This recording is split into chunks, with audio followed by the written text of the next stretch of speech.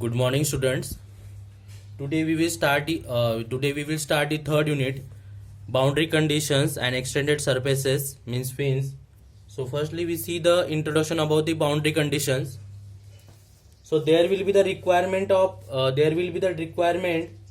determining temperature distribution through a solid or fluid to a design thermal system. To work out this requirement, some physical conditions existing at the boundaries, means at the faces of the thermal system, should be known or measurable. So minimum two conditions would be required in any one direction of heat transfer, which are under steady state conditions, and minimum one condition shall be necessary at the initial stage of time for thermal system under transient conditions of heat transfer. So the two conditions specified for system under steady state heat transfer, they are called as the boundary conditions, as they are specified at boundaries of the system. When system is under transient conditions, the conditions specified shall be at the commencement of heat transfer is known as the initial conditions. So there are four types of the boundary conditions. So we see the first boundary condition is the temperature boundary condition. Temperature boundary conditions.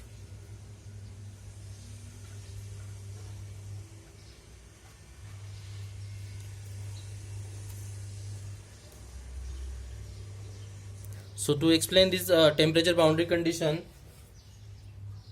draw a plain wall.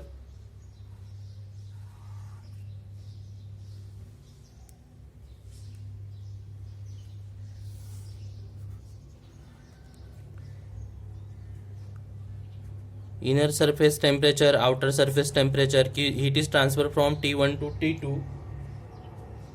A is the area of the plate. Here thickness at the x is equal to 0 and at x is equal to L. Thickness of the wall or plate is the L. So if the heat conduction taking place across the wall of thickness L, then find out the heat flow rate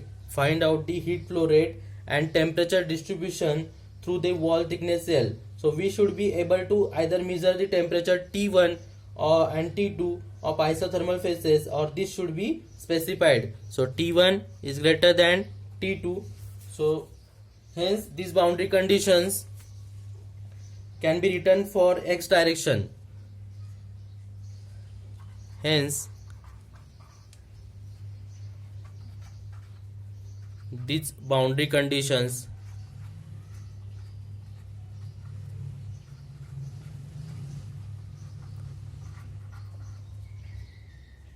can be written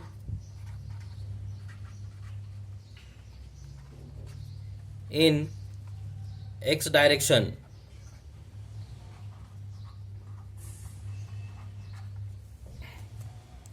So when at x is equal to 0, means thickness is equal to 0 at the first, at x is equal to 0, temperature T is equal to T1. So at thickness x is equal to 0, temperature T is equal to T1. And second boundary condition is at x is equal to L, T is equal to T2. So time T is not applicable to steady state condition. We know that time T is not applicable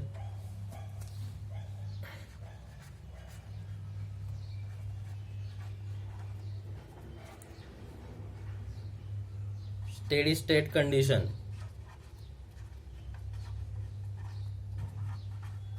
Steady state condition means temperature is constant.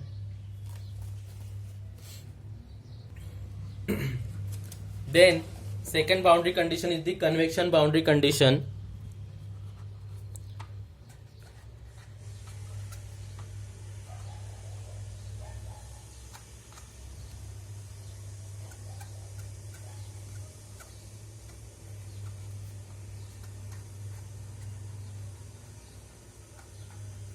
Again, draw a diagram of plane wall here.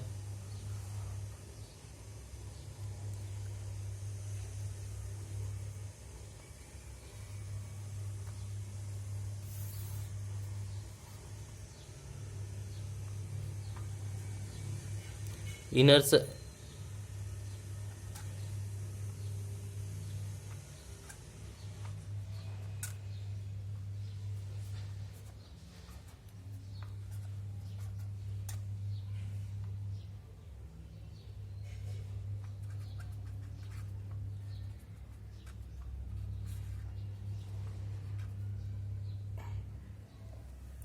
this is a plane wall of thickness capital L.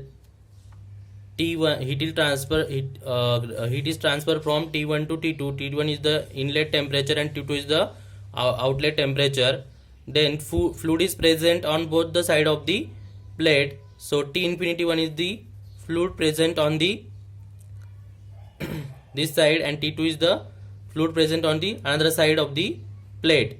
And H1 is the heat transfer coefficient between the T1 and T infinity 1, and S2 is the heat transfer coefficient between the T2 and T infinity 2. So here is the convection boundary conditions. So when phase temperature is the T1 and T2 are not known or specified, so convection boundary condition are to be considered.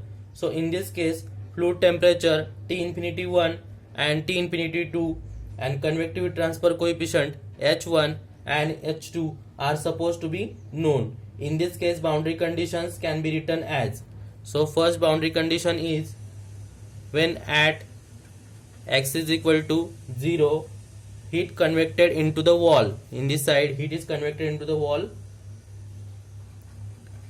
Heat convected into the wall is equal to heat conducted into wall.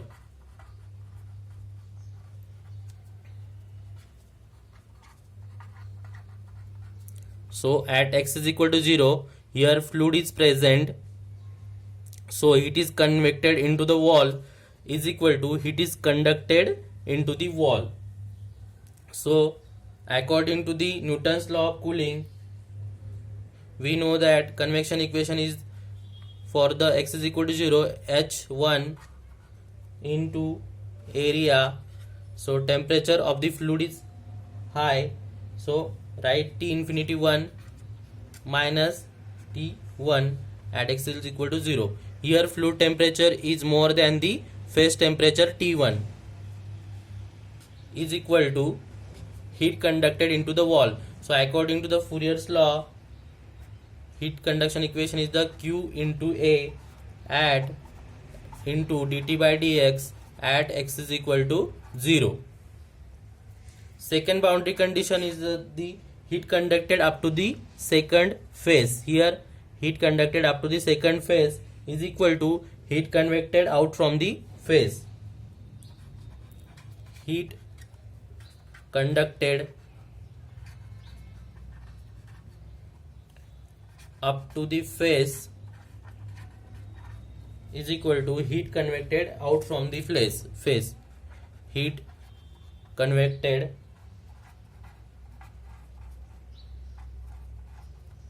out from the phase.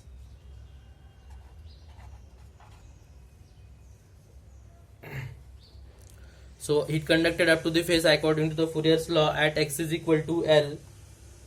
We consider here second boundary condition at x is equal to L. From the second phase at x is equal to L, heat conducted up to the phase is equal to heat conducted out of the phase. So according to the Fourier's law, K into A dt by dx at x is equal to L, and heat convected out from the phase at x is equal to L. So convective transfer coefficient on the second side is the H2 into A T2 minus T infinity 2 at x is equal to L.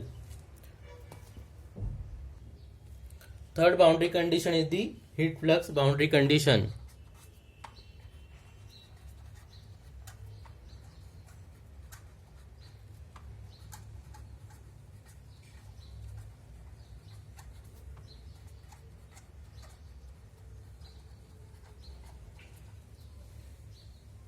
So we know that heat flux is the rate of heat transfer per unit area.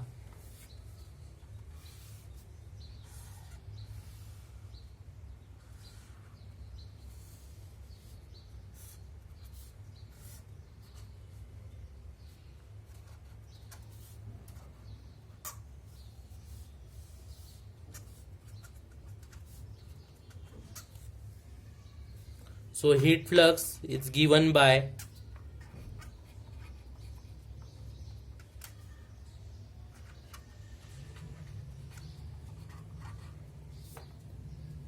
it is denoted by the small letter q. Qx is equal to capital Qx. Capital is Q is the rate of heat transfer upon area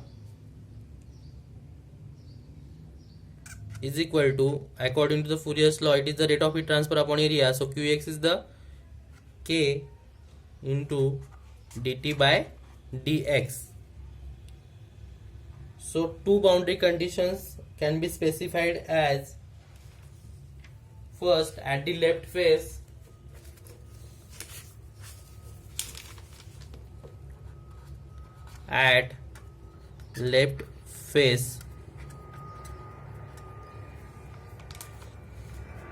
that is thickness is equal to 0, at x is equal to 0, heat flux entering into the wall.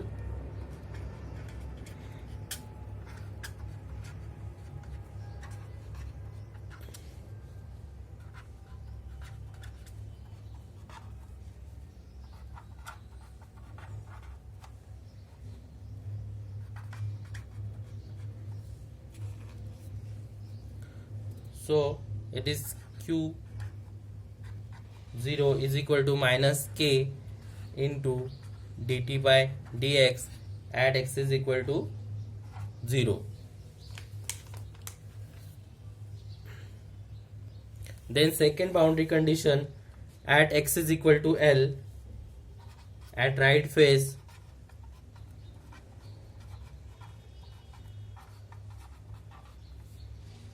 x is equal to L, heat flux leaving the wall, heat flux leaving the wall, heat flux leaving the wall.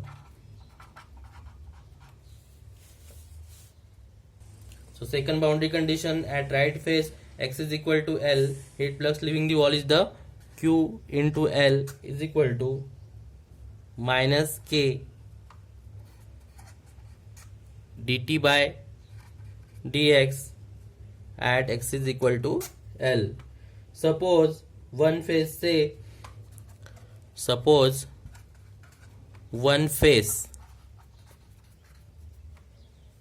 x is equal to 0, means it is insulated. So if the one face is insulated, so due to insulation heat is not transferred through the wall, so then flux Q is equal to, then flux Q0 is equal to 0. So that is minus K into dt by dx is equal to 0, or dt by dx is equal to 0, means temperature due to constant temperature there is no temperature difference. So dt by dx is the temperature difference, T2 minus T1. So if insulated is provided on one side, so dt by dx is equal to 0. Then next point is the introduction to the extended surfaces, means fins. So we will see the introduction of the fins. So there are a large number of engineering equipments where the unutilized heat energy is required to be dissipated or discarded to the atmosphere. If the heat is not dissipated, the system will fail due to overheating. So example of engineering system needing the heat dissipations are the cooling of internal combustion engines, heat removal from the nuclear reactor, cooling of electronic equipments, integrated circuits, transformers, motors, compressor and refrigerators. In most of the cases, the heat transfer takes place by the conduction and convection. So heat is conducted in solid material up to its surface, and finally the heat is rejected by convection from its surface to the surrounding. Thus the aim is to increase the heat transfer rate from the surface so that the temperature of solid surface is maintained within the desired limits to avoid the failure of the system. So this is the introduction of the extended surface, and we see the applications of the fins. First is the economizer of the steam power plant. Second is the radiators of the automobile. Third is the air cooled cylinder heads, and fourth is the electrical transformers and motors. So these are the applications of the fins.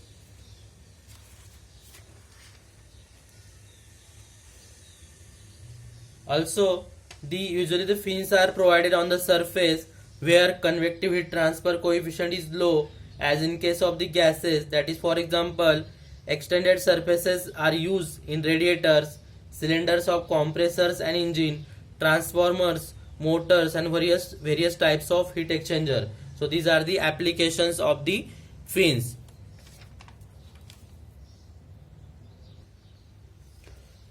The rate of heat transfer from solid surface to fluid or atmosphere is given by the equation. We know that the convection equation, that is Q is equal to H into A into T minus T infinity.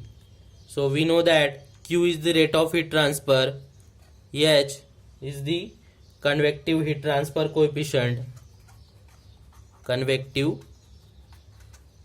heat transfer coefficient,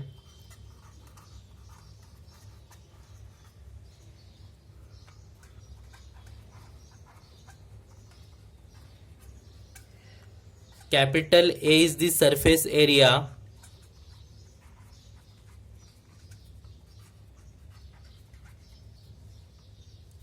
and this T minus T infinity is the temperature difference between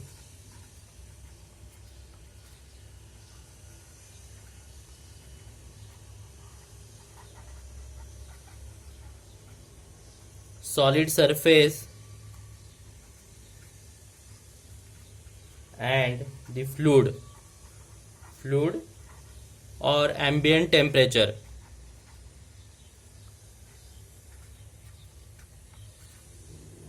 Ambient air. So for example, this is a solid surface and fluid is flowing over on the solid surface, so convection is happen here. So it is transferred from this solid surface to the fluid. So T is the temperature of the solid surface and T infinity is the temperature of the fluid, and H is the coefficient between the surface and the fluid, and A is the surface area of the surface area. So in above heat transfer equation,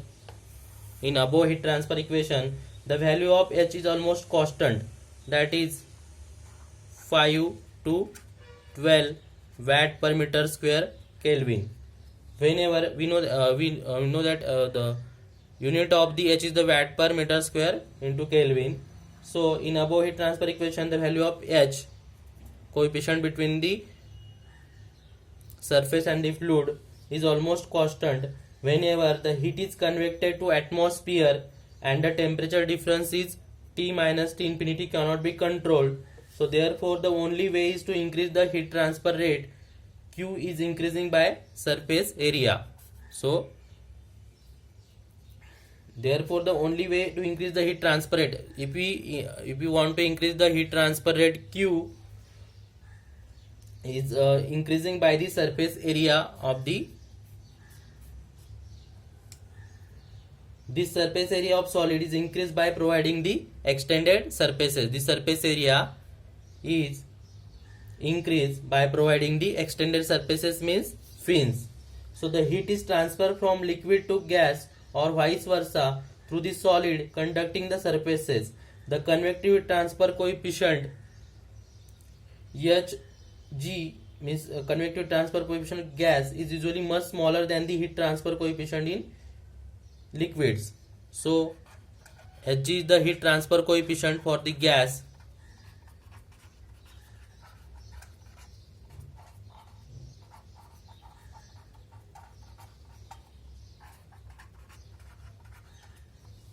and HL is the heat transfer coefficient for the liquid.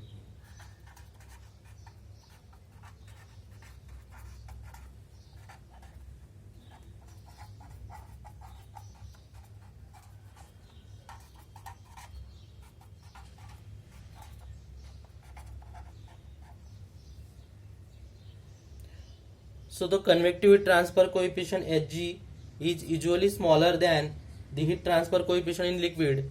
So obviously convective heat transfer coefficient between the solid and the gas, if here the fluid is the gas, so convective heat transfer coefficient between the solid surface and the gas is much smaller than the convective heat transfer coefficient between the solids and liquid. If here fluid is the liquid, so convective heat transfer coefficient between the solid surface and the liquid is higher than the gas. So in order to compensate the too low convective heat transfer coefficient in case of the gas compared to the liquids, the surface area on the gas side can be extended.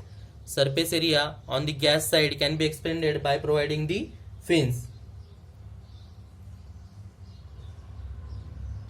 So we see here the one example. So consider here where a plate has a different fluids on two sides having H as a H into capital H as the left lower side, and HL is on the right side. So here two fluids are present. On left side, fluid with higher H, which is denoted by HH, and fluid with the lower H, which is denoted by the HL. So assume the heat is taking place from TH to TL. Heat is taking place from TH to TL. TH is being higher. TH is the higher temperature and TL is the lower temperature.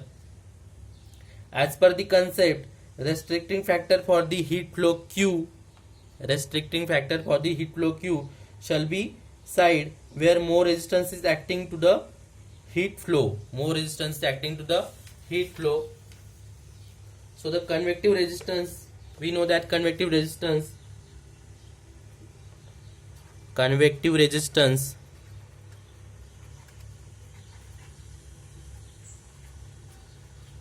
is 1 upon H into A. Resistance means difficulty to flow the heat. So convective resistance for this side is the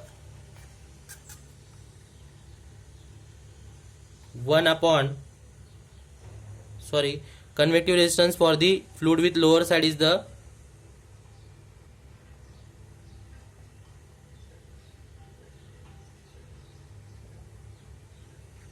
HL into A, and convective resistance, so convective resistance on the left side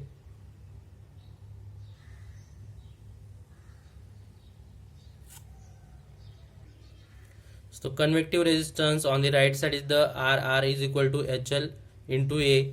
So convective resistance on this side, right side, is higher than the convective resistance from the left side. RL is the 1 upon H into A. So therefore, to enhance the heat transferred by fins should be used on lower H side. So fins should be used on the lower H side, as a Q is equal to H into delta T. Here area A can be increased by using the fins. So if fins are fitted on higher H side, it should be ineffective arrangement. So fins should be attached on the lower H side, because convective transfer coefficient, convective resistance on the right side is higher than the convective resistance on the left side. So the to enhance the heat transfer rate by fins, so fins should be used on the lower edge side. Here area A can be increased by using fins. If we use the fins on the left side, it is ineffective arrangement. Next is the types of the fins. First is the straight fins with a rectangular cross section. It is an extended surfaces attached to a plain wall. The cross sectional area of the fin may be uniform, it may be vary with distance from the wall. So these fins are further classified into the rectangular plate fin and tapered fin. Rectangular plate fin and tapered fin. Second type is the annular fins. Annular fins, these fins are attached to the circumferentially to the cylindrical surface, and their cross sectional area may or may not be vary with radius with the center line of the cylinder. These fins are called the annular fins. And third type is the pin fins. So it is an extended surfaces of circular cross section which may not uniform or non-uniform. So the pin fin represents the thin cylindrical or conical rod protruding from the wall. So there are the three types of the fins. Straight fins. Straight fins means extended surface attached to the plain wall, and the cross section area of the fin may be uniform or it may be distance from the wall. And second is the annular fin, or it is called as the disc fin. So annular fins are these are the fins are attached to the circumferentially to the cylindrical surfaces, and their cross section area may or may not vary with radius from the center line of the cylinder. And third is the pin fins. It is an extended surfaces of circular cross section which may not be uniform or non-uniform. Thus pin fin represents the thin cylindrical or conical rod